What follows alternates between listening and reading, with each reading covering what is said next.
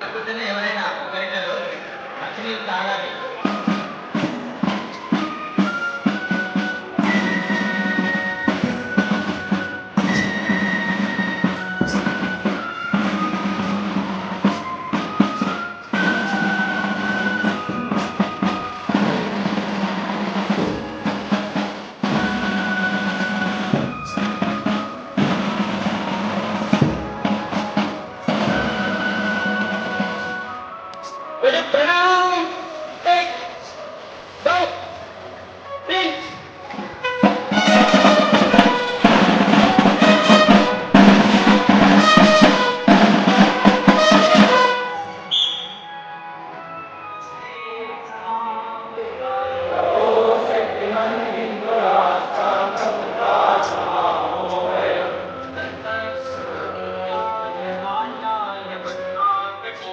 वसीयाय कार्याय भद्राकरीयम्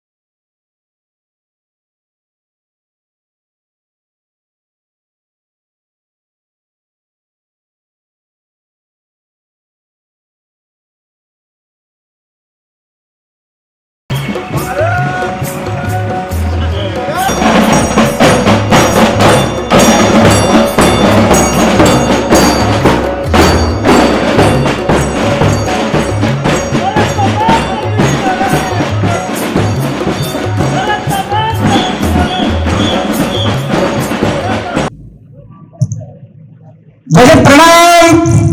एक दो तीन।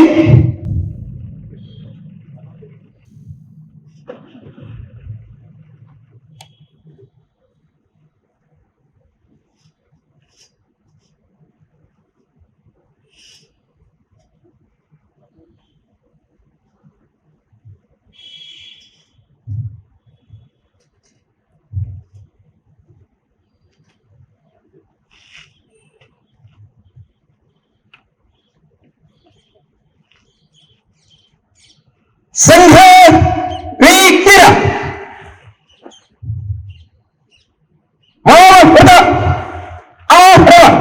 स्वस्थ రాష్ట్రీయ స్వయంసేవక సంఘ్ బర్కత్పుర భాగ్ శతాబ్ది యువ శిబిరం ఈ సార్వజనిక ఉత్సవంలో సంఘ పెద్దలు అధికారులు ఉన్నారు.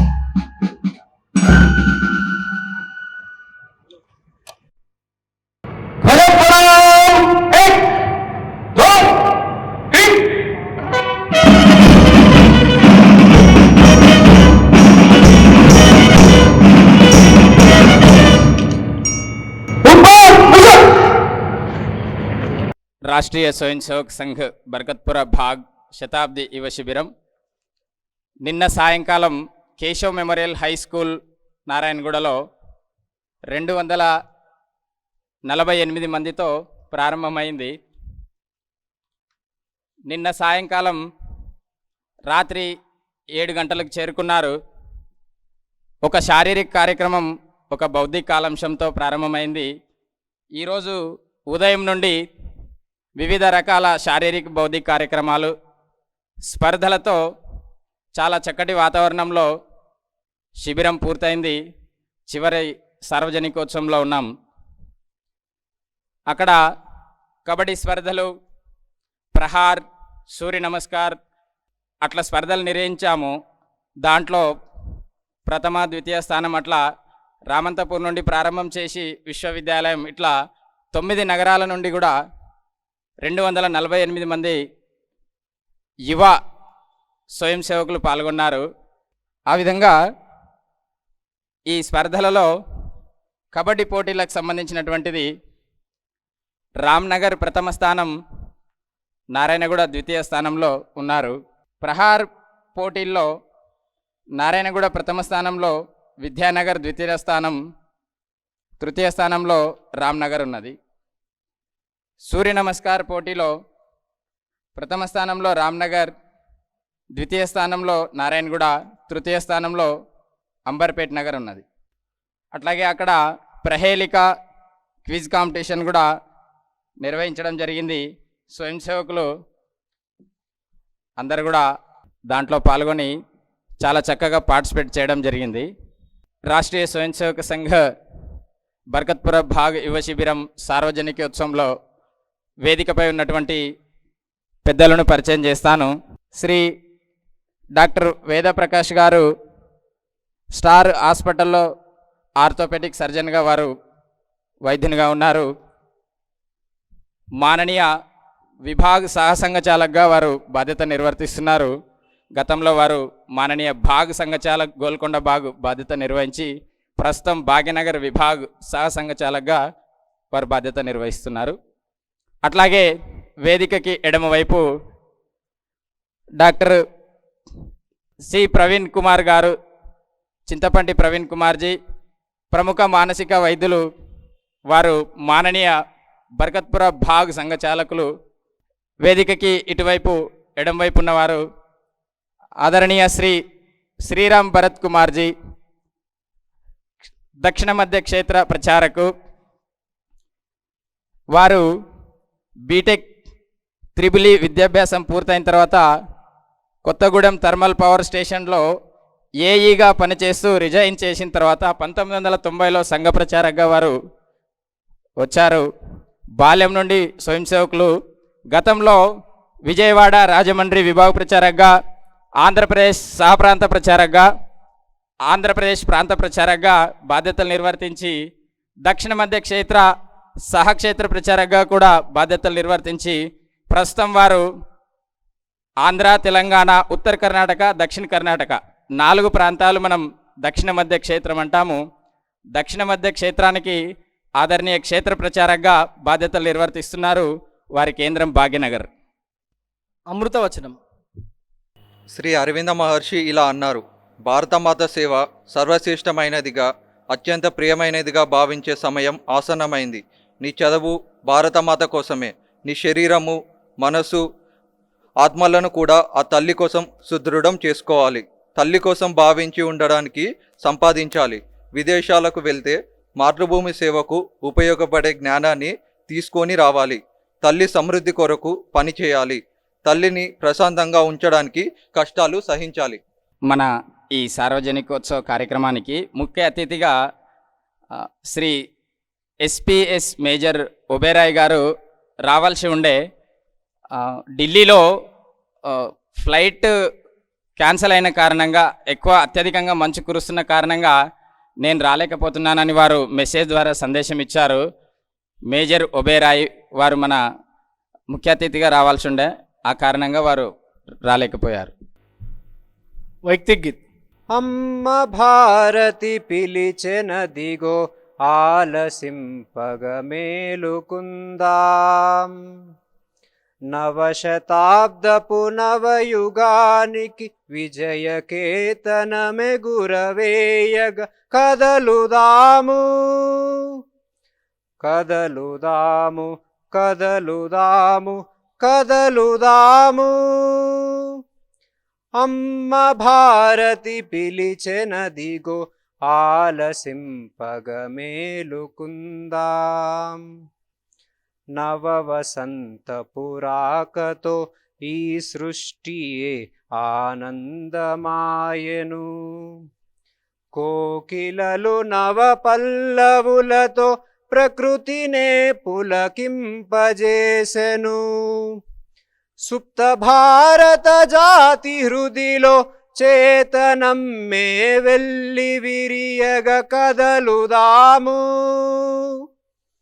కదలుదాము కదలుదాము కదలుదాము. అమ్మ భారతి పిలిచెనదిగో ఆలసింపగ మేలుకుందాం. ధనుర్ధరుడై రామచంద్రుడు రావణాసుల సంహరించెను. ధర్మరాజ్యము ప్రతిష్టనకై కృష్ణుడే సారథిగా నిలిచెను. దుష్ట శక్తుల తరిమివేయగా శాలివాహనుడుద్భవించెను. కదలుదాము కదలుదాము కదలుదాము కదలుదాము. అమ్మ భారతి పిలిచెనదిగో ఆలసింపగ మేలుకుందాం. బానిసత్వపు హిందూ జాతికి శాపమై ఇట పరిణమించగా ప్రాంత భాషా వర్గ భేదము హిందువుల చీలికలు తేయగా సంఘటనతో కదిలి రమ్మని కేశవుడే నిన్ను పిలిచెలేరా. కదలుదాము కదలుదాము కదలుదాము కదలుదాము. అమ్మ భారతి పిలిచెనదిగో ఆలసింపగ మేలుకుందాం. శాంతి పేరున స్వాభిమానము సాహసమ్మును మరువవద్దు. కపట లౌకికవాదములతో ధర్మపథమును వీడవద్దు. తల్లి క్షేమము కోరె తనయుల సంకల్ప బలమున కదలుదాము కదలుదాము కదలుదాము కదలుదాము కదలుదాము. అమ్మ భారతి పిలిచెనదిగో ఆలసింపగ మేలుకుందాం. నవశతాబ్దపు నవయుగానికి విజయకేతనమెగురవేయగ కదలుదాము కదలుదాము కదలుదాము కదలుదాము. వేదికను అలంకరించిన పెద్దలు విభాగ సహసంఘ చాలక్జీ, భాగ సంఘ చాలక్జీ, ఆత్మీయ స్వయం సేవకులారా, కార్యక్రమానికి విచ్చేసినటువంటి స్వయం సేవకులు, మాతృమూర్తులు, తీయటి మామిడి పండు కావాలని చెప్పేసి ఆ విత్తనాన్ని ఒక బంగారు పాత్రలో తీయటి తేనె పోసి మంచి వాసన రావాలి కాబట్టి యాలకుల పొడి వేసి అందులో ఆ విత్తనాన్ని టెంకని వేసి ఎదురు చూశాడు. 2 రోజులైంది, 3 రోజులైంది, వారం అయింది, తీసి చూస్తే మొక్క రావట్లేదు, కుళ్ళిపోతుంది. బంగారు పాత్ర మంచిదే, తీయటి తేనె మంచిదే, యాలకుల పొడి మంచిదే, ఆ పెట్టినటువంటి వ్యక్తి యొక్క ఉద్దేశం మంచిదే, కానీ ఆ ప్రాసెస్ ఏదైతుందో పద్ధతి సరైంది కాదు. తీయటి మామిడి పండు కావాలంటే ఆ టెంకని, ఆ విత్తనాన్ని ఆ మట్టిలో పెట్టాలి. ఆ మట్టిలో ఉండేటువంటి సారము, నీటిలో ఉండేటువంటి సారము, ఎరేసినటువంటి ఎరువు యొక్క సారము తీసుకుని ఆ విత్తనము మొక్కై చెట్టై పనులనిస్తున్నది. రాష్ట్రీయ స్వయం సేవక్ సంఘాన్ని స్థాపించినటువంటి డాక్టర్ జీ కూడా ఈ దేశం కోసం జీవించాలనేటువంటి వ్యక్తులు ఉపన్యాసాల ద్వారా, పుస్తకాల ద్వారా, ప్రచారము చేసిన ద్వారా కాదు, ఈ కన్న తల్లి యొక్క ఒడిలో ఆడుకుంటూ పాడుకుంటూ పడి లేచినప్పుడు మాత్రమే అతని హృదయం లోపల ఈ భూమి కేవలం మట్టి ముద్ద కాదు, నా కన్న తల్లి అనేటువంటి భావన నింపి దీనికోసం నేను జీవించాలి, అవసరమైతే మరణించాలనేటువంటి ఆలోచన కలిగేటువంటి వ్యక్తుల్ని తయారు చేస్తుంది. అందుకోసమే సంఘాన్ని ప్రారంభించిన తర్వాత డాక్టర్ జీ గంటసేపు శాఖ అనేటువంటి తంత్రాన్ని ఇచ్చారు. ఈ గంటసేపు శాఖలో పాల్గొన్నటువంటి వ్యక్తులు ఒక చక్కటి మార్పు అతను కలుగుతుంది. పండగ వస్తున్నది, మిఠాయి చేయాలి, సంక్రాంతి వస్తుంది, అరసలు కావాలి, ఒకటి నెయ్యి కోసం చెప్పేసి పిల్లవాడికి చెప్పింది పాలు తీసుకురమని. నెయ్యి పాలల్లో నుంచి ఎట్లా వస్తుంది? పిల్లవాడు ఆశ్చర్యపోయాడు. తీసుకొచ్చి చూస్తే ఆ పాలలో నెయ్యి వాసన రావట్లేదు, నెయ్యిలాగా తగలట్లేదు, నెయ్యి యొక్క రుచి లేదు. కానీ ఇందులో ఏమీ కలపలేదు. కానీ ఒక ప్రాసెస్ లో నుంచి వెళ్ళిన తర్వాత వాల్యూ ఎడిషన్ అయింది, నెయ్యి వచ్చింది. ఒకటి చూడడానికి సాధారణ పాలే, కానీ ఒక ప్రాసెస్ లో వెళ్ళిన తర్వాత ఈ శాఖ అనేటువంటి తంత్రంలో పాల్గొన్న తర్వాత ఒక 40 నిమిషాల శారీరక కార్యక్రమాలు, 15 నిమిషాల బౌద్ధిక కార్యక్రమాలు, చివరిలో భారతమాత కొలుస్తూ చేసేటువంటి ప్రార్థన, ఈ ప్రాసెస్ లో నుంచి వెళ్ళిన తర్వాత ఆ వాల్యూ ఎడిషన్ అవుతున్నది. ఆ సాధారణటువంటి వ్యక్తి ఈ దేశం కోసం జీవించాలనేటువంటి స్వయం సేవకు తయారవుతున్నాడు. శాఖలో ఉండేటువంటి కార్యక్రమాలు చాలా సింపుల్ గా కనబడుతుంటాయి, చాలా సాధారణమైనటువంటివి. కానీ పాల్గొన్న కారణంగా వచ్చేటువంటి మార్పు ఏదైతుందో చాలా అద్భుతంగా ఉంటుంది. 20 మంది యువకులు ఆట ఆడుతున్నారు, మధ్యలో కాస్త బలం ఉండేటువంటి వ్యక్తి నిలబడ్డాడు, మిగిలినటువంటి వాళ్ళందరూ కూడా చుట్టూ మండలంలో నిలబడ్డారు. ఆట ప్రారంభించారు శిక్షకు. మధ్యలో ఉన్నవాడు అడిగాడు, కాశ్మీర్ కిస్కా హై అని చెప్పేసి. ప్రతి ఒక్కరు ఒక అడుగు ముందుకేసేసి కాశ్మీర్ హమారా హై అని చెప్పేసి అన్నారు. రెండోసారి అడిగాడు, మళ్ళీ ఒక అడుగు ముందుకేసేసి కాశ్మీర్ హమారా హై అన్నాడు. మూడోసారి అడిగాడు, 20 మంది ఆ మధ్యలో ఉండేటువంటి వ్యక్తిని తోస్తున్నారు, ప్రతి ఒక్కరు తోసుకుంటున్నారు. 1/2 నిమిషం 30 నిమిషం తర్వాత ఈల వేశాడు శిక్షకు. ఆ మధ్యలో ఏదైతే గీత గీశారో అది కాశ్మీరము, ఎవరి కాలు అందులో ఉందో అతను గెలిచాడు. ఆట మొత్తం కలిపితే 2.5-3 నిమిషాలండి. కానీ ఆట ఆడిన కారణంగా పాల్గొన్నటువంటి ప్రతి ఒక్క వ్యక్తి యొక్క హృదయంలో ఏం నిండిందంటే కాశ్మీర్ హమారా హై, కాశ్మీర్ నాది అనేటువంటి భావన నిండింది. పాకిస్తాన్ తో చైనాతో యుద్ధం జరిగిన తర్వాత సైనికులకు రక్తం కావాలి అని చెప్పేసి పిలుపునిచ్చినప్పుడు వేలాది మంది స్వయం సేవకులు ఒక పిలుపు మేరకి రాత్రి పిలుపు అందితే ఉదయానికి చేరారు. సైనికులకు ఆశ్చర్యం వేసింది. ఆఫీసర్స్ కి ఎలా వచ్చారని చెప్పేసి అడిగితే చెప్పారు, మేము శాఖలో ఆటలాడతాము, ఆటల్లో నినాదాలు ఇస్తాము. ఆటల్లో ఎక్కడ రక్తం ఇవ్వడం నేర్పలేదు. నినాదాల్లో ఏమిచ్చారో జై జై మాత, భారత్ మాత, జై జై గీత, భగవద్గీత. ఈ నినాదాలతో పాటు ఒక నినాదం ఉంది, జాన్ బి దేంగే ఖూన్ బి దేంగే దేశ్ కి మిట్టి కభీ న దేంగే అని చెప్పేసి స్వయం సేవకులు చెప్పారు. అతనికి ఆఫీసర్తో శాఖలో ఆడుతున్నప్పుడు, కబడ్డీ ఆడుతున్నప్పుడు ఇచ్చినటువంటి నినాదం ఏదైతుందో, ఈ ఇచ్చినటువంటి నినాదము జాన్ బి దేంగే ఖూన్ బి దేంగే దేశ్ కి మిట్టి కభీ న దేంగే. ప్రాణాన్నైనా ఇస్తాము, రక్తాన్నైనా ఇస్తాము, ఈ భూమి యొక్క ఒక్క నీరు కూడా వదులుకోము. ఈ నినాదం ఏదైతుందో ఈ నినాదం గాలిలో కలిసిపోలేదు, మా రక్తంలో కలిసిపోయింది. ఈ రోజు మీరు పిలుపునిచ్చారు, వెంటనే వచ్చామని చెప్పారు. ఇక్కడ శాఖలో ఉంది కదా చిన్న కార్యక్రమం ఏదైతుందో, ఆటలు ఏదైతున్నాయో ఇటువంటి మార్పుని తీసుకొస్తాయి. ఒక రిటైర్డ్ IPS ఆఫీసరు శాఖ చూడడానికి వచ్చాడు. అయిపోయాక అన్నాడు, చాలా బాగుందండి, యువకులు బాగా ఆడారు. ఆటలు ఆడడం చూస్తుంటా నేను చాలా మందిని, గెలిచే వాళ్ళని చూశాను. కానీ ఇక్కడ గమనించింది ఏంటంటే ఆ ఆడిస్తున్నటువంటి వ్యక్తి ఈల వేసేటువంటి వరకు కూడా ఓటమిని అంగీకరించకుండా చిట్ట చివరి క్షణం వరకు కూడా గెలవడం కోసం ప్రయత్నం చేసేటువంటి జట్టు ఉంది చూడండి, ఇది చాలా గొప్పగా ఉందనిపించింది. ఓటమిని అంగీకరించేటువంటి స్వభావం లేదు. చివరి క్షణం వరకు కూడా ప్రయత్నం చేయాల్సిందే, నేను గెలవాలనేటువంటి కోరిక కలగాల్సిందే. ఒకటి శాఖలో ఉండేటువంటి చిన్న చిన్న కార్యక్రమాలు, ఆటలు, వ్యాయామం, సంచలనం ఇటువంటి మార్పుని వ్యక్తిలో తీసుకొస్తుంటుంది. ఒకటి సంఘ యొక్క శతాబ్ది సందర్భంగా దేశంలో ఉండేటువంటి ప్రతి ఒక్క మండలానికి, ప్రతి ఒక్క బస్తీకి శాఖ వెళ్ళాలి. మన బర్కత్పుర భాగంలో ఉండేటువంటి 130 బస్తీల్లో ప్రతి బస్తీలో శాఖ జరుగుతుందా లేదా? మన సెల్ ఫోన్ గనక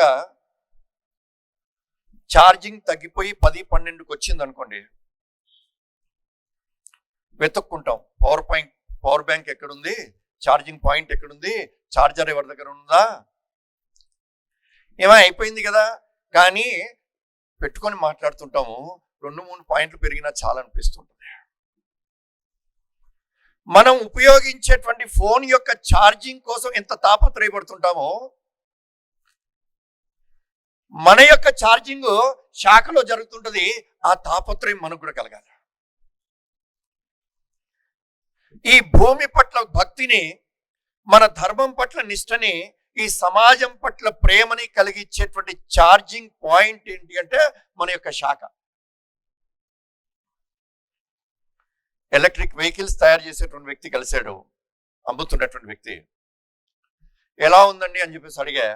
వ్యాపారం ఇంకాస్త పెరగాలండి, ఇంకా పెరగాలి, ఏంటి ఇబ్బంది అన్నా నేను.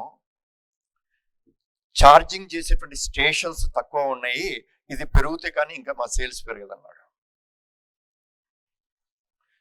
ఇక్కడ నుంచి విజయవాడ బయలుదేరాలంటే 270 కిలోమీటర్లు, 270 కిలోమీటర్లకి ఛార్జింగ్ పాయింట్స్ మధ్యలో కావాలి. ఫాస్ట్గా ఛార్జ్ చేసేటువంటి స్టేషన్స్ కావాలి. ఒక స్టేషన్లో అనేక కార్లను ఛార్జ్ చేసేటువంటి ప్లాట్ఫామ్స్ కావాలి. కానీ ఈ విధంగా హిందూ సమాజానికి అటువంటి ఛార్జ్ చేసేటువంటి శాఖ నా బస్తీలో ఉందా లేదా?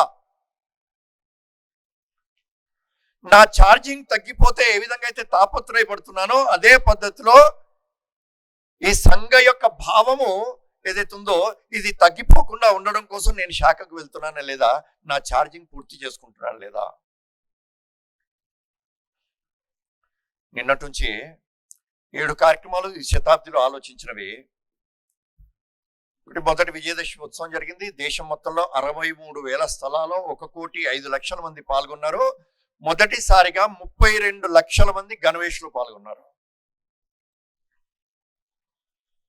గృహ సంపర్కం జరుగుతున్నది, హిందూ సమ్మేళనాలు జరుగుతాయి. 30 సంవత్సరాల లోపు ఉండేటువంటి వాళ్ళకి యువక శిబిరం జరుగుతున్నది. ఈ విధంగా 7 కార్యక్రమాలు జరుగుతున్నాయి. ఒకటి బస్తీలో, ప్రతి బస్తీలో శాఖ, శాఖ యొక్క విస్తరణ. రెండవది 7 కార్యక్రమాలు. ఒకటి నిన్నటి నుంచి రాత్రి వారి నుంచి పాల్గొన్న దాంట్లో అనేక రకాల కార్యక్రమాలు చేసాము. ఒకటి యువకులు మనం మనసులో సంకల్పం చేసుకోవాలి. ఒకటి వందే మాతరం యొక్క 150 సంవత్సరాల జయంతి కార్యక్రమం ఇది. ఒకటి రేపు జనవరి 26 కల్లా మనందరం కూడా వందే మాతరం పూర్తి పాఠాన్ని మనం కంఠస్థం చేయొచ్చా లేదా? చేయాలి. దాని చరిత్రకు సంబంధించినటువంటి విషయాలు ఏవైతున్నాయో మన కాలేజీలో, మన ట్యూషన్ సెంటర్లో, మన హాస్టల్లో మనం మాట్లాడుకోవాలి. రెండవది శారీరకంగా దృఢంగా ఉండాలి. ఒకటి ప్రభుత్వం ఫిట్ ఇండియా అంది, ఖేలో ఇండియా అంది. ఒకటి సూర్య నమస్కారాలు చేసి ఉంటాం ఇవాళ ఉదయం శాఖలో. ఒకటి రథసప్తమి సమయానికి సూర్య నమస్కారం యొక్క దోస్థితి పూర్తిగా వచ్చేటట్టుగా మనం ప్రయత్నం చేయొచ్చు. ఇవాళ నుంచి ప్రారంభిస్తే ఒక 30-35 రోజులు ఉంది. నా శరీరాన్ని ఫిట్గా చేసుకోవాలి. 1936లో ఒలింపిక్స్ జరిగినప్పుడు కబడ్డీ చూపించారు. కానీ రేపు 2036కి ఒలింపిక్స్ లో మన వైపు నుంచి ప్రయత్నం ఏంటంటే ఒలింపిక్స్ లో కబడ్డీ రావాలి. ఒకటి దేశంలో ఉండేటువంటి ప్రతి యువకుడు ఎప్పుడైతే కబడ్డీ ఆడడం ప్రారంభిస్తారో ఆ కబడ్డీ యొక్క ఫీవర్ కలుగుతుందో ప్రపంచం దాన్ని స్వీకరిస్తుంది. ఒకటి ఈ 3 విషయాల్లో వందే మాత్రం పూర్తి పాఠాన్ని నేర్చుకోవడము, సూర్య నమస్కారం యొక్క దోస్థితి పూర్తిగా వచ్చేటట్టుగా శారీరకంగా ఫిట్ గా ఉండడము, కబడ్డీ ఆడుతూ సమాజంలో రాబోయేటువంటి ఒలింపిక్స్ లో కబడ్డీ వచ్చేటట్టుగా ఒక వాతావరణాన్ని నిర్మాణం చేయడం. 4వది యువకులందరం కూడా మనము పుస్తకాలని చదివేటువంటి అలవాటు. గత 10 రోజుల క్రితము బెంగళూరు పర్యటనలో భాగంగా ముద్దనహల్లి మోక్షగుండం విశ్వేశ్వరయ్య గారు పుట్టినటువంటి ఊరు అది. 101 సంవత్సరాలు బ్రతికారండి ఆయన. 1861లో పుట్టారు, 1962లో చనిపోయారు ఆయన. ఆయన గురించి చెబుతూ అక్కడ ఉండేటువంటి క్యూరేటర్ ఎవరైతున్నారో అతను చెప్తాడు, చివరి రోజు వరకు కూడా పుస్తకం చదివేటువంటి అలవాటు ఉంది.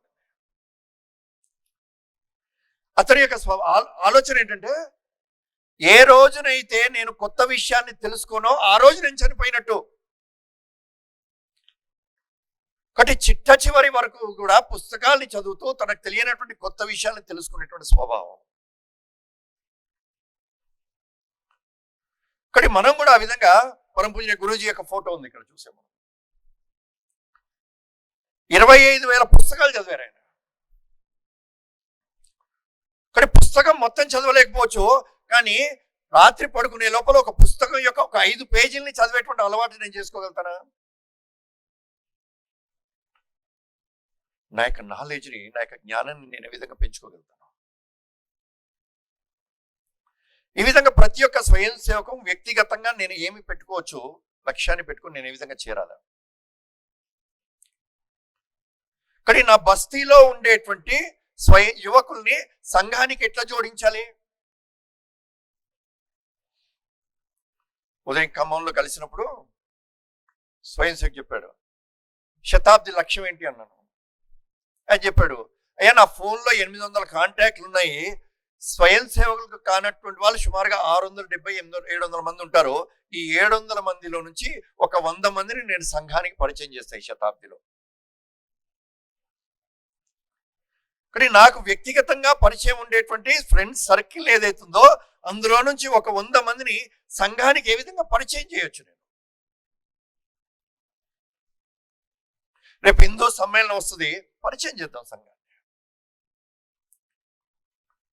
ఆ విధంగా వ్యక్తిగతమైనటువంటి లక్ష్యం పెట్టుకొని మనందరం కూడా ముందుకెళ్ళాలి.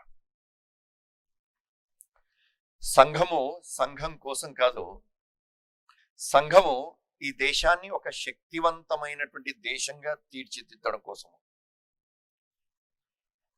ఆ శక్తివంతమైనటువంటి దేశము ప్రపంచం మొత్తానికి కావలసినటువంటి విశ్వగురు స్థానంలోకి వెళ్ళి ప్రపంచానికి మార్గదర్శనం చేసేటువంటి స్థితికి వెళ్ళాలి.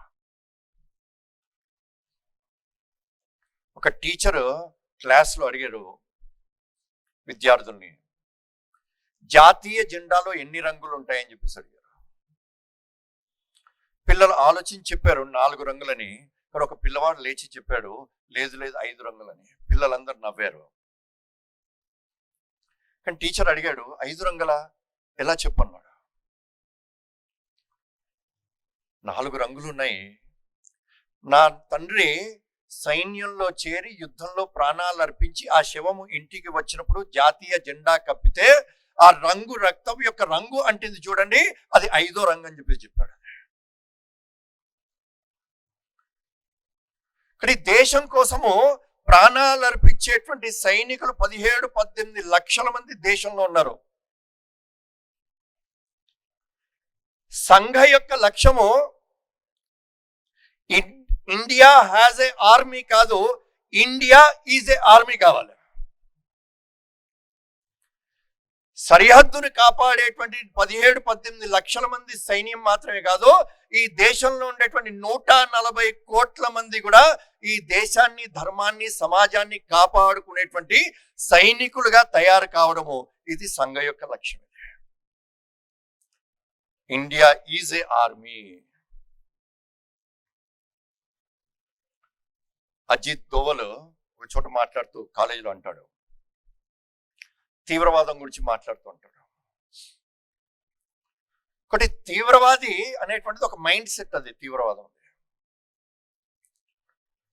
తన లక్ష్యము ఒక బాంబు పేల్చేసి గోకుల్ చాట్లో బాంబు పేల్చి ఆ 20 మందిలో 30 మందిలో చంపడం అతని లక్ష్యం కాదు. చనిపోయినవాడు ఎట్లా చచ్చిపోయాడు. కానీ ఆ బాంబ్ బ్లాస్ట్ ద్వారా జరిగినటువంటి ఆ 30 మంది 20 మంది లక్ష్యం చనిపోయిన తర్వాత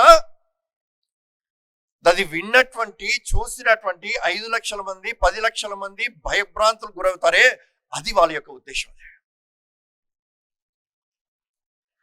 టెర్రరిజం యొక్క లక్ష్యం అది.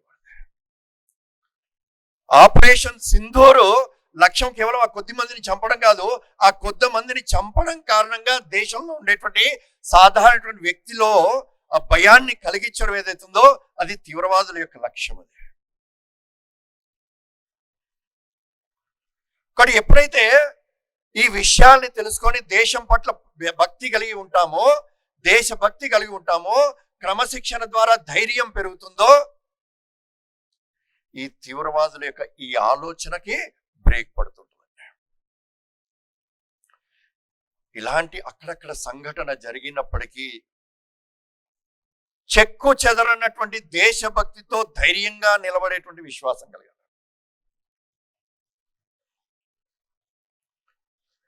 శ్రీరామచంద్రుడు యొక్క దగ్గర నుంచి సీతమ్మవారిని ఎత్తుకెళ్ళిపోయి రావణాసుడు తన లంకలో పెట్టిన తర్వాత రాముడికి సీత ఎక్కడ ఉంది అని చెప్పి తెలియడానికి చాలా సమయం పట్టిందండి. కానీ సీత యొక్క ధైర్యం చూడండి. ఇంత శక్తివంతమైనటువంటి రావణాసుడు తన యొక్క రాక్షసులందరినీ పెట్టుకొని తన ఒక అశోకవనంలో తనను పెట్టితే రాముడికి తను ఎక్కడున్నాడో తెలుసో తెలియకపోయినప్పటికీ మధ్యలో హనుమంతుడు వచ్చేసి నేను నిన్ను తీసుకెళ్తా అన్నప్పటికీ ఎంతటి విశ్వాసం చూడండి. నేను రాను, రాముడితోనే వస్తానంది. రావణాసుడు వచ్చి భయపెట్టేటువంటి ప్రయత్నం చేస్తే, ప్రలోభ పెట్టే ప్రయత్నం చేస్తే సీతమ్మ వారు భయపడలేదు. గడ్డి పరక ఎదురు పెట్టుకొని రావణాసుడితో మాట్లాడినట్టుగా మాట్లాడిందండి.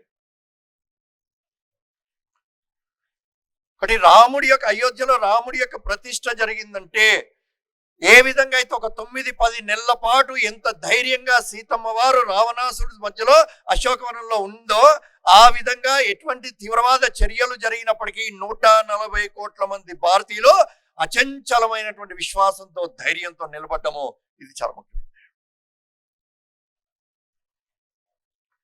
పటేల్ గారిని అడిగారు, ఎందుకయ్యా ఇంత కష్టపడుతున్నావు వీళ్ళందరినీ కలపడానికి?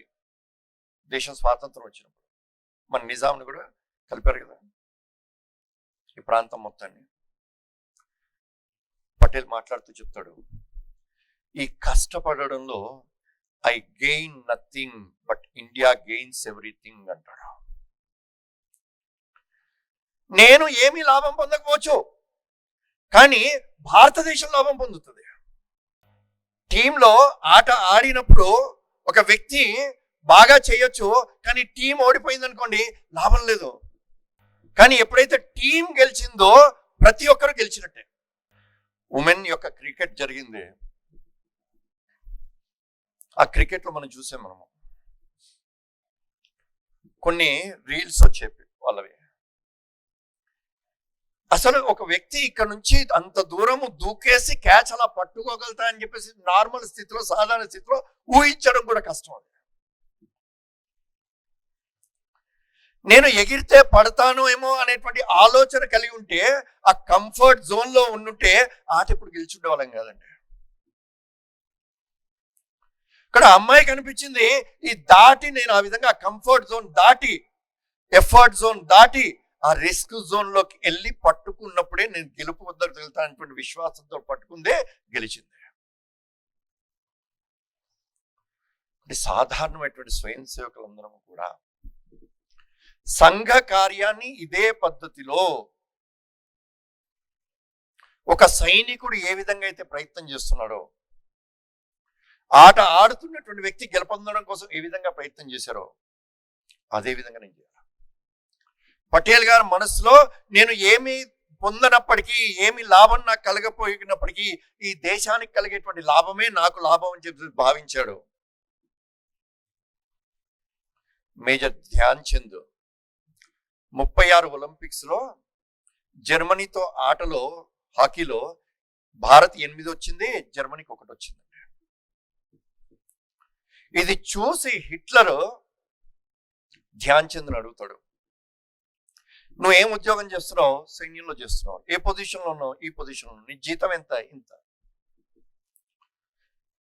నువ్వు రిజైన్ చేసేసి మా దేశానికి వచ్చే, నీకు మంచి పోస్ట్ ఇస్తాను, చాలా ఎక్కువ జీతం ఇస్తాను, నా దేశం తరఫున ఆడని చెప్పేసి అడిగాడు. ధ్యాన్ చంద్ చెప్పాడు, నేను డబ్బు కోసము పదవి కోసం ఆడట్లేదు, నేను నా దేశం కోసం ఆడుతున్నాను. I will play for my country only. వెళ్ళలేదు. నేను చేసేటువంటి ప్రతి పని ఏది చేస్తున్నప్పటికీ ఈ దేశానికి లాభమా కాదా? గేటురాయి అదే అండి. నాకు లాభం కలుగుతుంది, దేశానికి నష్టం కలుగుతుంది, నేను పొరపాటును కూడా చెయ్యను. నాకు నష్టం కలగొచ్చు, కానీ దేశానికి సమాజానికి లాభము, దాన్ని తప్పకుండా చేసి తీరుతాను, వదలను.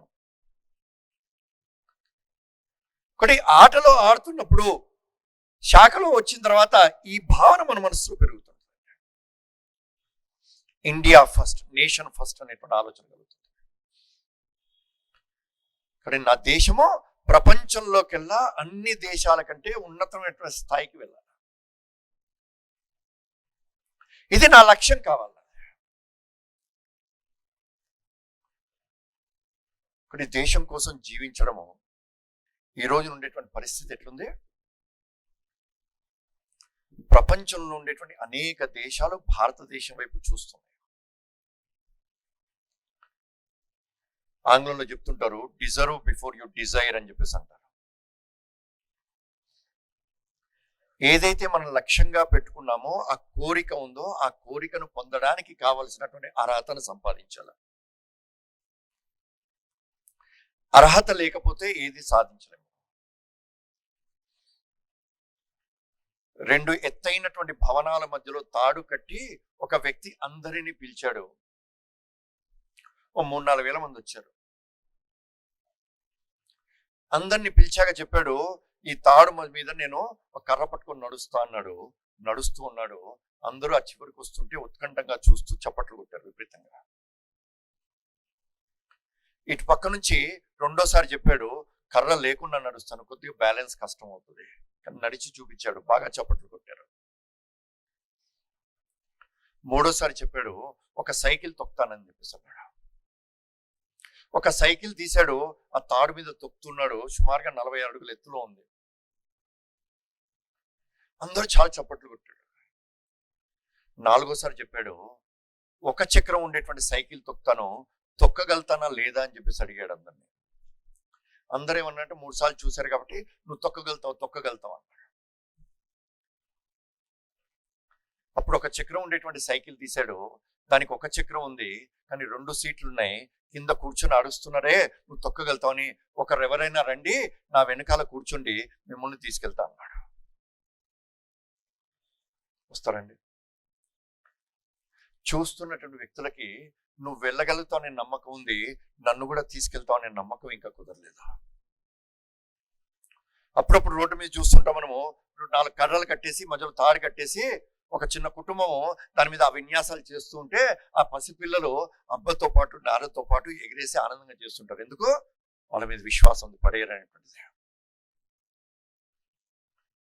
ప్రపంచానికి ఈ రోజున భారతదేశము గొప్పది, హిందూ ధర్మం గొప్పది, ఇది అర్థమైంది. కానీ ఈ దేశంతో పాటు కలిసి నడిస్తే మనం కూడా ముందుకు తీసుకెళ్తుంది అని చెప్పేసి విశ్వాసం ఇంకా కలగలేదు. ఆ విశ్వాసాన్ని కలిగించేటువంటి స్థితిలో మనం ఉండాలి. ఆ విశ్వాసాన్ని కలిగించడం కోసమే శతాబ్దిలో మనం పెట్టుకున్నటువంటి లక్ష్యం పంచ పరివర్తన. ఒకటి మొదటిది ఒక అద్భుతమైనటువంటి మన యొక్క కుటుంబ వ్యవస్థ, కుటుంబ విలువల్ని కాపాడుకోవడం. మనం కూడా ఆలోచించుకోవాలి. ప్రాణం లేనటువంటి ఫోన్తో ఎంతసేపు గడుపుతున్నామో మనకు ప్రాణం పోసినటువంటి తల్లికి ఎంతసేపు సమయం ఇస్తున్నాం మనము. మనని ప్రాణంగా చూసుకునేటువంటి కుటుంబానికి ఎంత సమయం ఇస్తున్నాం మనం. 6 కోట్ల విలువైనటువంటి విల్లాలో ఉండేటువంటి వ్యక్తి తండ్రి చనిపోతే పలకరించడానికి వెళ్ళాను. అడిగా నేను, తమ్ముడు అమెరికాలో ఉన్నాడు, నువ్వు ఇక్కడ ఉన్నావు, మరి అమ్మ ఎక్కడ ఉందని చెప్పేసి అడిగితే అతను చెప్పాడు, అమ్మ నీతో పాటు ఉంటుందా అని చెప్పేసి అడిగితే అమ్మ నాతో పాటు లేదన్నాడు. కొద్దిగా బాధ కలిగింది. మరి ఎక్కడ ఉంటుందని అడిగే, నేను అమ్మతో పాటు ఉంటున్నా అన్నాడు. చిన్న ఆలోచనలు తేడా.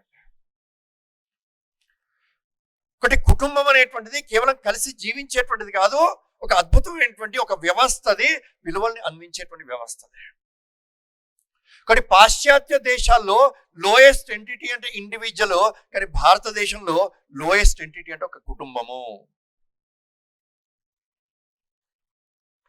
పాశ్చాత్య దేశాల్లో గ్లోబల్ మార్కెట్ అని చెప్పేసి అన్నారు, కానీ భారతీయ వ్యవస్థ గ్లోబల్ ఫ్యామిలీ, వసుదైవ కుటుంబకం అని చెప్పాము మనము. G20 యొక్క ధ్యేయ వాక్యము 1 Earth 1 Family, వసుదైవ కుటుంబకం. ఒకటి నా కుటుంబం అటువంటి విలువల్ని ఉండేటువంటి కుటుంబంగా ఉండాలి. రెండవది పర్యావరణ హితంగా జీవించాలి. ఒకటి సింగిల్ యూజ్ ప్లాస్టిక్, ఒక్కసారి ఉపయోగించి పారేసేటువంటి ప్లాస్టిక్ ని తగ్గించాలి. మొక్కల్ని పెంచాలి. మనం సెంట్రల్ యూనివర్సిటీకి వెళ్ళాము, శాఖ జరుగుతుంది, 80 మంది విజయదశమి ఉత్సవం జరిగింది, 20 మంది అమ్మాయిలు పాల్గొన్నారు, మిగిలినటువంటి వాళ్ళు చూడడానికి వచ్చారు. మరి శాఖ కారణంగా క్యాంపస్ కలిసి వచ్చేదేంటి? అగరబత్తి వెలిగించామంటే వాసన వచ్చింది, దీపం వెలిగించామంటే కాంతి వచ్చింది. శాఖ జరిగితే లాభం ఏంటి క్యాంపస్కి? కానీ మనం కాలేజ్ స్టూడెంట్స్ ఎవరైతే ఉన్నామో మనం ఆలోచించుకోవాలి. నేను చదివేటువంటి కాలేజీలో మెల్లిగా మనం ప్రయత్నం చేయాల్సింది ఏంటి? 5 విషయాలు సంకల్పం చేశారు. ఒకటి గ్రీన్ క్యాంపస్, హరిత. ఒకటి మొక్కల్ని పెంచేటువంటి అలవాటు. నీ పుట్టినరోజుని ఎలా చేయాలి నీ ఇష్టమో, కానీ పుట్టినరోజుకి ఒక మొక్కని నాటి పెంచొచ్చా? రెండవది క్లీన్ క్యాంపస్.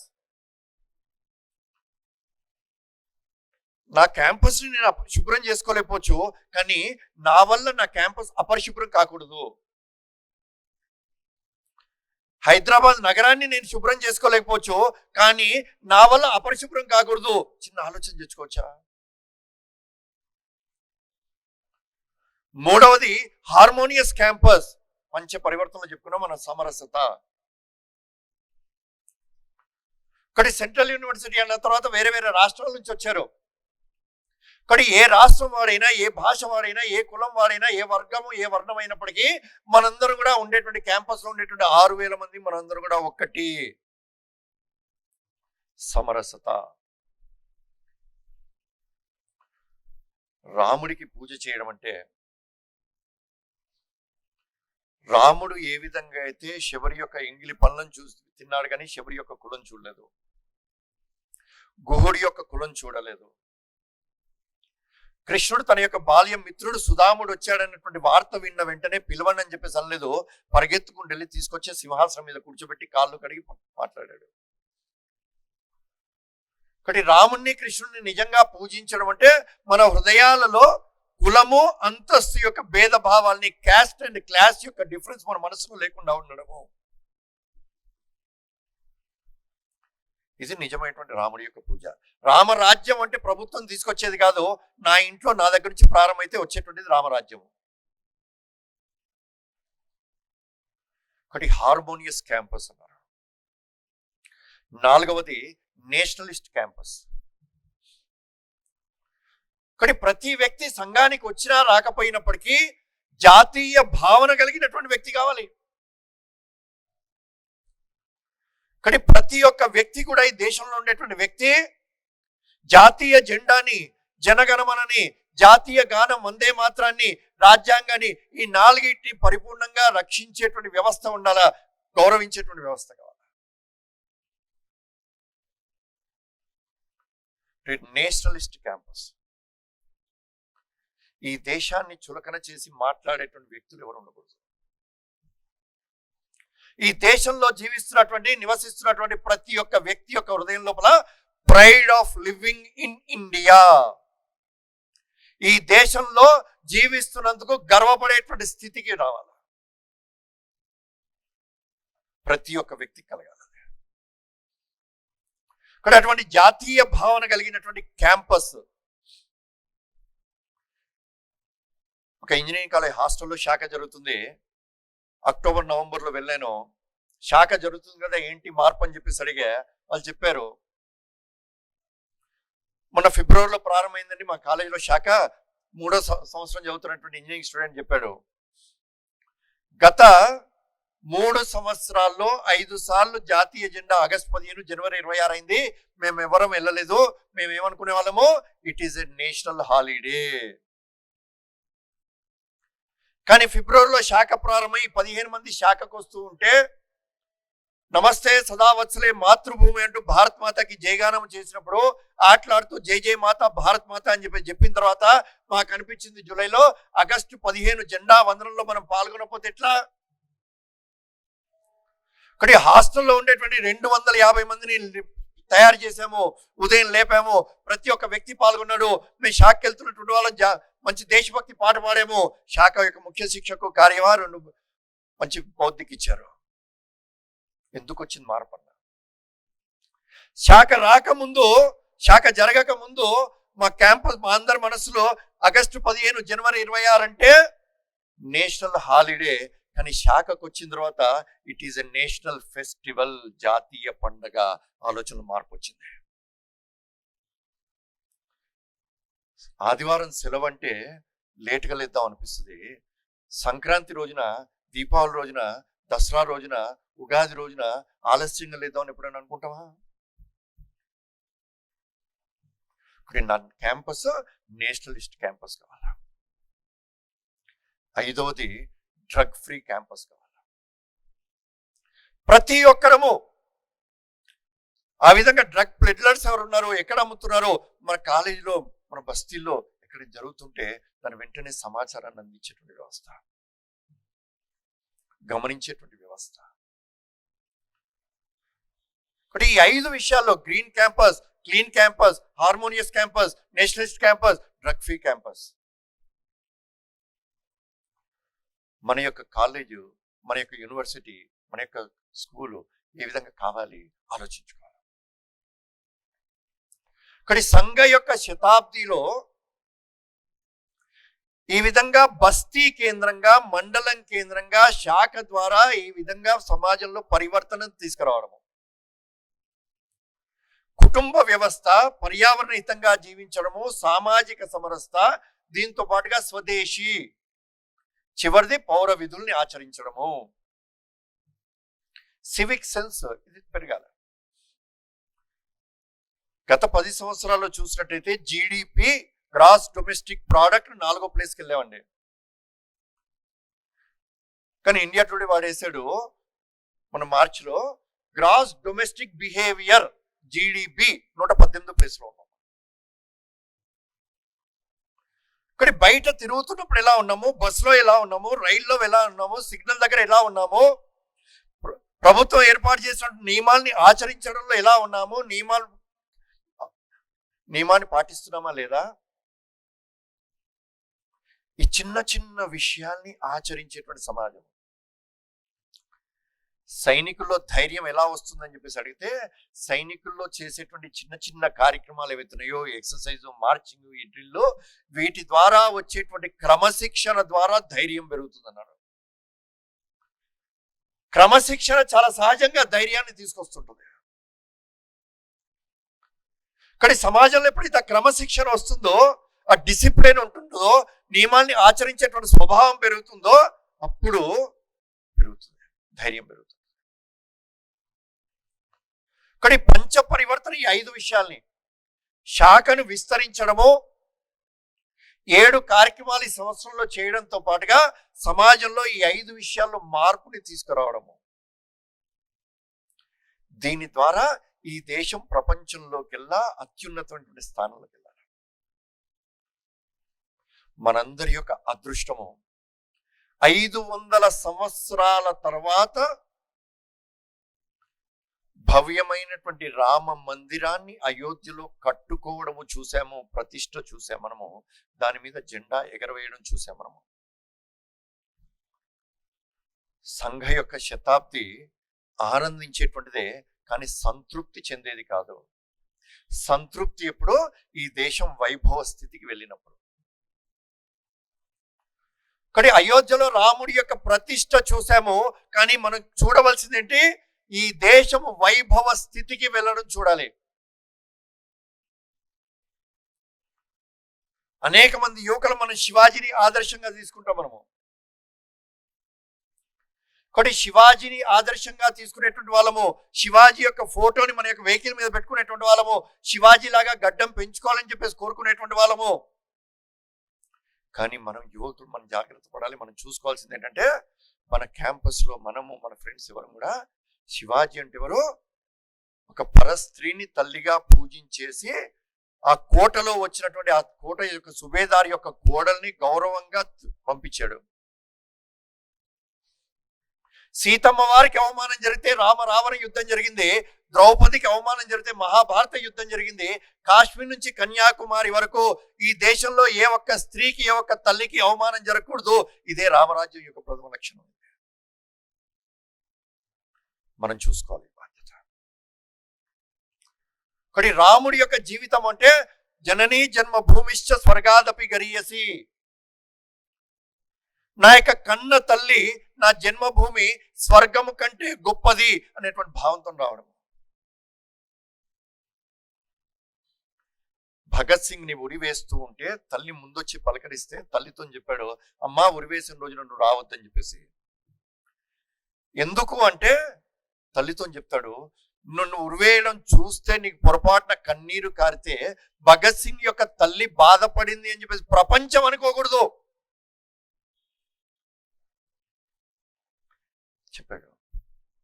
పద్మపణి ఆచార్య మన హైదరాబాద్ చెందినటువంటి వ్యక్తి 1999 కార్గిల్ యుద్ధంలో చనిపోయాడు. తల్లి విమలాచార్య విజయవాడలో ఒక సభకి వచ్చింది. సభకి వచ్చినప్పుడు ఆవిడ ఒకసారి సంఘ కార్యాలయంలోకి అడుగు పెడుతూనే అక్కడ ఉండేటువంటి 40-50 మందికి కాస్త ఎందుకని అప్పుడే వార్తలు విన్నారు, బాధ కలిగింది. ఆవిడ అడుగు పెడుతూనే నవ్వుతూ చెప్పింది, ఎవరు కన్నీరు కాల్చొద్దు. ఎందుకంటే నేను కూడా చనిపోయిన తర్వాత నా కుమారుడు చనిపోయాడనేటువంటి వార్త విని నేను కన్నీరు కార్చలేదు. ఎందుకంటే నా కుమారుడు చనిపోలేదు, బలిదానం చెందాడు. నేను ఒక్క కన్నీరు పొట్టు కార్చినప్పటికీ ఆ బలిదానానికి అవమానం అవుతుంది. కార్గిల్ విజయోత్సవ సభ అని చెప్పేసి వెనకాల బ్యానర్ ఉంటే ఆవిడ చెప్పింది, విజయోత్సవ సభ ఇది కాదు. ఎప్పుడైతే ప్రపంచ పటం మీద పాకిస్తాన్ అనేటువంటిది లేకుండా ఈ దేశంలో కలిసిపోతుందో అప్పుడే నిజమైనటువంటి విజయోత్సవ సభ అని చెప్పి చెప్పింది. కానీ సంఘ యొక్క స్వయం సేవక యొక్క హృదయం లోపల మన అందరి యొక్క ప్రయత్నము కారణంగా మన శాఖ ద్వారా సమాజంలో మార్పు తీసుకురావాలి. ఏమండి, 140 కోట్ల మంది యొక్క హృదయం లోపల ఈ భూమి నా కన్న తల్లి అనేటువంటి భావన కలుగుతూ ఈ దేశాన్ని వైభవ స్థితికి తీసుకెళ్ళాలి. నా కళ్ళతో నేను చూడాలి. సంఘ యొక్క శతాబ్ది యొక్క లక్ష్యం ఇదే. మనం ఎప్పుడైతే ఆ వైభవ స్థితికి చేరుతామో ప్రపంచం మొత్తము కూడా ఈ దేశము గొప్పది, ఈ ధర్మము గొప్పది, దీన్ని ఆచరిస్తున్నటువంటి సమాజము నా కళ్ళ ముందు కనబడుతుంది. నేను కూడా ఈ దేశంతో పాటు కనుక వెళ్ళినట్టయితే నన్ను కూడా ముందుకు తీసుకెళ్తున్నా అనేటువంటి విశ్వాసం ప్రపంచానికి కలుగుతుంది. మిగిలినటువంటి దేశాలు అమెరికా, చైనా, జపాన్ ఇట్లాంటివన్నీ ఏవైనప్పటికీ కూడా, ఇంగ్లాండ్ గతంలో, రష్యా నేను సూపర్ పవర్ కావాలని చెప్పేసి కోరుకున్నాయి. కానీ సూపర్ పవర్ మిగిలినటువంటి దేశాలని అనగదొక్కి నేను పైకి రావాలనేటువంటి ఆలోచన వాళ్ళకుంది. శ్రీలంకను చూసాం, నేపాల్ని చూసాం, బంగ్లాదేశ్ని చూసాం, పాకిస్తాన్ని చూసాం, ఏమైపోయాయో. కానీ ఒకే ఒక్క దేశం ప్రపంచంలో భారతదేశం మాత్రమే హిందూ ధర్మం కారణంగా నేను మాత్రమే కాదు, నాతో పాటు ప్రపంచంలో ఉండేటువంటి 200 దేశాలని, అక్కడ ఉండేటువంటి 750 కోట్ల మంది యొక్క ఉన్నతిని ఆలోచించేటువంటి ఏకైక దేశం భారతదేశము. అదే విశ్వగురు అంటే. అటువంటి విశ్వగురు స్థానాన్ని ప్రపంచంలో తీసుకెళ్ళడం కోసము నేను సమయం ఇచ్చి పని చేస్తాను, ఆలోచనతో పని చేస్తాను. నేను ఏ ఉద్యోగం చేసినా, ఏ వ్యాపారం చేసినా, ఏ వృత్తిలోకి వెళ్ళినప్పటికీ నేను నా కుటుంబం కోసం కాదు, ఈ దేశం కోసం పనిచేస్తున్నాను అనేటువంటి సంకల్పంతో పనిచేసినట్టయితే రాబోయేటువంటి కొద్ది సంవత్సరాలు అటువంటి వైభవ స్థితిని మనం చూడగలుగుతాము. అటువంటి సంకల్పాన్ని మనం చేసుకుని ముందుకెళ్తారని చెప్పేసి ఆశిస్తూ పూర్తి చేస్తున్నాం. సౌదన్ సూచనలు ఇక్కడ జాతీయ సాహిత్యం అమ్మకానికి ఉంది, దాన్ని కొనుక్కుంటాం. అట్లాగే జాగృతి వారపత్రిక సబ్స్క్రిప్షన్ ఉంది, దాన్ని కూడా మనం చేసుకునే ప్రయత్నం చేద్దాం అందరం. గో ఉత్పత్తులు, గో ప్రోడక్ట్స్ అమ్మకానికి ఉన్నాయి, మనం అందరం కూడా కొనుక్కునే ప్రయత్నం చేద్దాం. విశ్వ సంఘ శిబిరం కన్హా శాంతివనంలో 25వ తేదీ నుంచి 29వ తేదీ వరకు 5 రోజుల పాటు నిర్వహించబడుతుంది. 28వ తేదీ సార్వజనికోత్సవం పరంపూజనీయ సరసంగ చాలక్జీ బౌద్ధిక కార్యక్రమం ఉంటుంది. ఆ కార్యక్రమానికి మనమంతా కూడా కుటుంబాలతో వెళ్ళి ఆ కార్యక్రమంలో పాల్గొనాలని సూచన. అట్లాగే అక్కడ విశ్వసంఘ శిబిరానికి సంబంధించినటువంటి ఆ కన్హా శాంతివనంలో ప్రదర్శిని రూపంలో హిందూ స్వయం సేవక్ సంఘ్ HSSకి సంబంధించి, తర్వాత సంఘం యొక్క 100 ఏళ్ల ప్రస్తావన గురించి అక్కడ ప్రదర్శిని రూపంలో అక్కడ ఉంచబడుతుంది.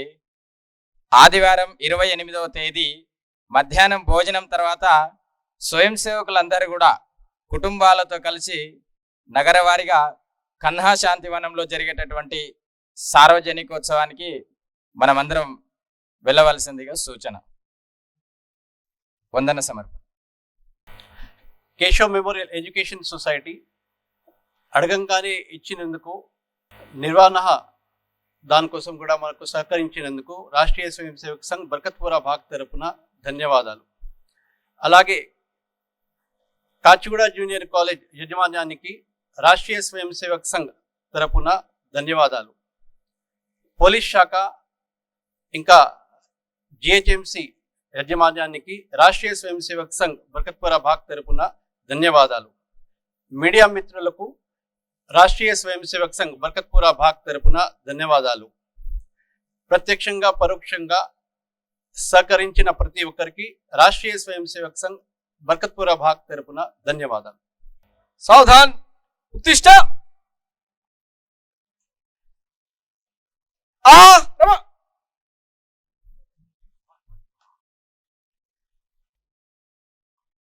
సంఘ దక్ష. नमस्ते सदा वत्सले मातृभूमे,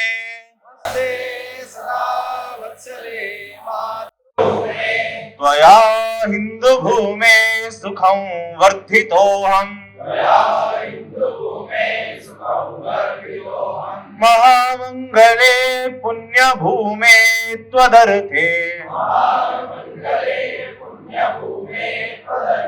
पतत्वेषकायो नमस्ते नमस्ते, प्रभो शक्तिमन् हिंदू राष्ट्रांगभूता, इमे सादरन्त्वान् नमामो वयम्, त्वदीयाय कार्याय बद्धा कटीयम्,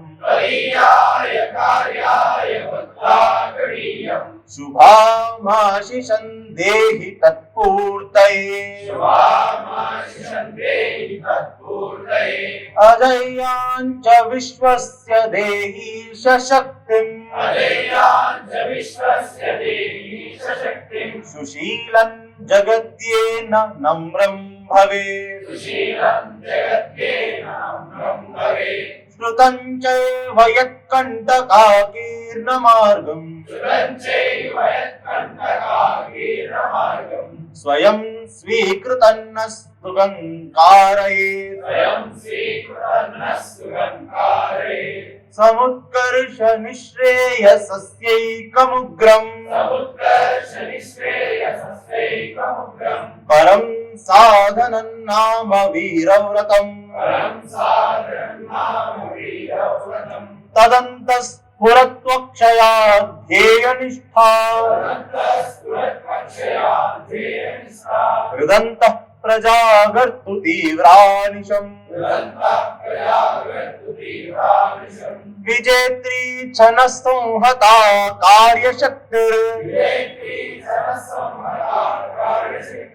विधायास्य धर्मस्य संरक्षणम्